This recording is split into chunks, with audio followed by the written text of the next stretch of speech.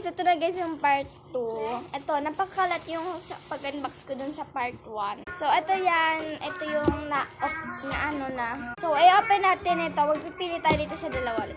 Yan, pili na tayo. I think this na lang.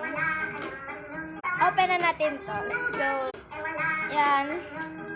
Medyo mahirap rin siya. Yan, ma-open ko na siya. Wait lang. Update ko na lang kayo. Yan na siya guys. Ito, yung mahaba. So, ang unahin natin, ito na lang. Ano ito?